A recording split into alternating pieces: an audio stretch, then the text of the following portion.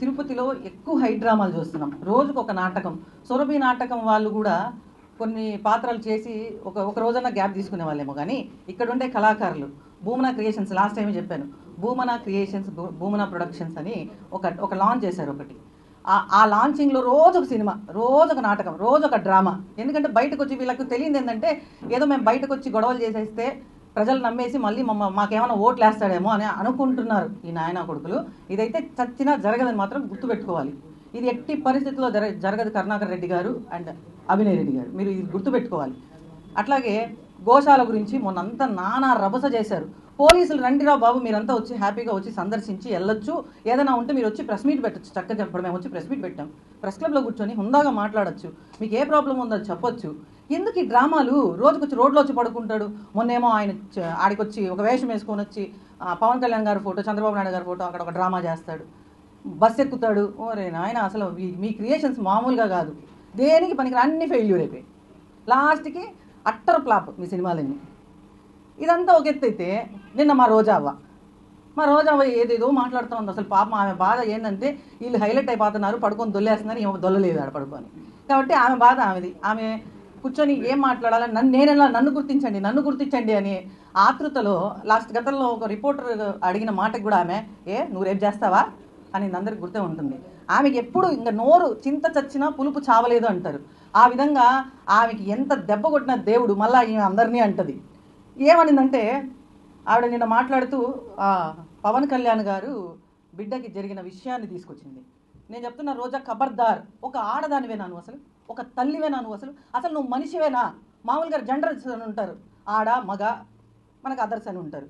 ఈ అదర్స్లో 4వ రకం ఒకదాన్ని పెట్టాలి. దీన్ని ఈ రోజాని 4వ రోజా రకం అని పెట్టాలి. ఎందుకంటే ఈవిడలాగా మాట్లాడే వాళ్ళందరినీ ఆ కోవలో పెట్టాలి. చేతగాని మాటలు తప్ప ఒక్కటన్నా పనికొచ్చేది ఏమైనా చేస్తున్నారా మీరు? గోశాలలో జరిగింది ఏదైనా ఉంటే మీరు 2022 నుంచి 2023 నుంచి ఆ గోశాలలో ఏ విధంగా విజిలెన్సీ వాళ్ళు మొత్తం వీడియోలతో సహా బయట పెట్టారో మొత్తం ప్రెస్ క్లబ్లో ప్రెస్ వాళ్ళకి అందరికీ ఈవో గారు క్లియర్గా క్లుప్తంగా చూపించారు, అంత చక్కగా వివరించారు. ఆ గోశాలలో ఇప్పుడు తవ్వుతానొచ్చి ఏం మాటలు మాట్లాడుతున్నారు. ఈవిడైతే మరీ హీనంగా, అంటే ఎక్కడో బిడ్డకు జరిగిన ప్రమాదాన్ని ఆ దృష్టిలో పెట్టుకొని వాళ్ళు బాధపడుతుంటే తల్లి మళ్ళీ ట్వీట్ చేస్తుంది. ట్వీట్లు ఎందుకు? ఈ దొంగ నాటకాలు ఎందుకు? ట్వీట్ చేసి నేను చాలా దిగ్భ్రాంతికి లోనయ్యాను, ఇలాంటి సంఘటనలోంచి పవన్ కళ్యాణ్ గారు బయటపడాలన్నట్టు, ఈమె బాధపడుతుందన్నట్టు ఫీల్ అయింది. మరి నిన్న మాట్లాడింది అబద్ధమా? మొన్న మాట్లాడింది, ట్వీట్ చేసింది అబద్ధమా? ఇవన్నీ జగన్నాటకం. జగన్మోహన్ రెడ్డి ఏమైనా నడిపిస్తున్నాడా? మాకైతే ఏం క్లారిటీ లేదు. మళ్ళా ఆడంగి వెదవులు అంట. మరి ఈమె ఎంతమంది పోటుగాళ్ళని చూసిందో పోలీసు అందరినీ ఎట్లంటే అట్లా మాట్లాడుతుంది. ఎంత అంటే మామూలుగా దేశాలంతా తిరుగుతుంది కదా, చూసిండొచ్చు మగవాళ్ళని. ఇలా ఏపీలో మగవాళ్ళు లేరా ఆడంగుళ్ళు అని అంటావు అనుభవ? మా పార్టీలో మస్తుగా మగవాళ్ళు ఉన్నారు, పోలీసులో మస్తుగా మగవాళ్ళు ఉన్నారు, నీకు రా, కమాన్ రండి చూపించండి, అప్పుడు నేను సర్టిఫికేట్ ఇస్తాయి. దేనికి సర్టిఫికేట్ ఇస్తావు? చెప్పి సావు. 10 మందిలో మాట్లాడదు. నువ్వు ఆడదానివి, ఎలా మాట్లాడాలో నీకు మీ అమ్మ నాయన ఎట్ట నేర్పించి సావాలా, కనీసం మీ అన్న వాళ్ళన్నా నేర్పించాలా, ఎట్ట మాట్లాడాలి, ఎంత హుందాగా మాట్లాడాలి. ఏందో రమ్మంటావు, మగతనం లేదంటావు, ఆడవాళ్ళు అంటావు, ఏంది? వాళ్ళు వచ్చి ఇప్పుడు వాళ్ళ మగతనాన్ని నిరూపించుకోవాలన్నా? నువ్వు రెడీనా? చెప్పు, నువ్వు రెడీ అయితే కమాన్ అన్నావు కదా, వాళ్ళు కూడా రెడీ చేస్తాం. బుద్ధి ఉండాలి. మాజీ మంత్రి మళ్ళీ ఈవిడ సిగ్గు శరమన్నా ఉందా? ఒక మంత్రి స్థానంలో ఉండే మహిళ మాట్లాడాల్సిన మాటలు అవి.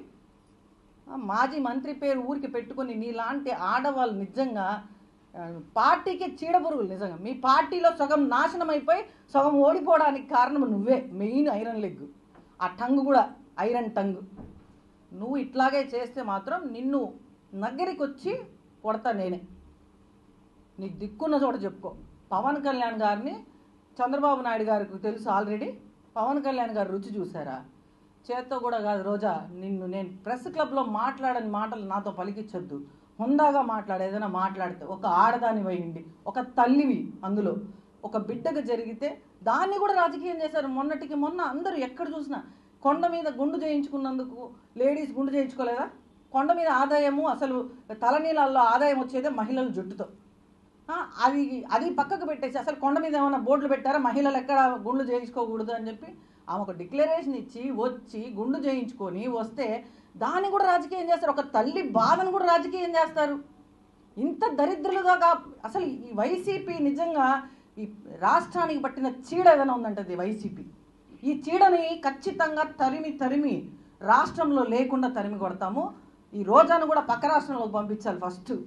దాన్ని మాత్రం అసలు ఇక్కడ ఉంచే ప్రసక్తే లేదు. ఇలాంటి మాటలు మాట్లాడితే దేవుడు ఉన్నాడు కాబట్టే, పవన్ కళ్యాణ్ గారి పక్షాన ఉన్నారు కాబట్టే ఈరోజు అంత అగ్ని ప్రమాదం జరిగినా వాళ్ళ కొడుకుకి చిన్న చిన్న గాయాలతో బయటపడ్డాడు. ఆ ఏడుకొండల వాడిని మేము నమ్ముతున్నాము, మేము ఇక్కడ కపిలేశ్వర స్వామిని మేము నమ్ముతున్నాము, మేము దేవుళ్ళని నమ్ముతున్నాము, పవన్ కళ్యాణ్ గారు నమ్ముతున్నారు కాబట్టి సనాతన సాంప్రదాయాల గురించి, సనాతన ధర్మం గురించి మాట్లాడుతున్నాడు. రోజా తెలుసుకోవాల్సింది నువ్వు. నీ ముఖానికి ఏదైనా గోవుకి ఒకరోజు పూజ చేసినావు, పెద్ద గోవుల మీద ఏదో నీకే అక్కర వచ్చేసేసి ఆడికొచ్చి గోవులు పూజ చేయాలి, మా గోవులు ఇట్టయిపోతున్నాయి ఏదో నీ మొహానికి ఈ పెడత మొహం వేసుకొని నువ్వు మళ్ళీ మాట్లాడతావు. ఇంకొకసారి పవన్ కళ్యాణ్ గారి జోలికి వస్తే ఎట్ట కొడతానో ఇంకా మాకు తెలియదు. నోరు జాగ్రత్త పెట్టుకో, ఖబర్దార్ రోజా.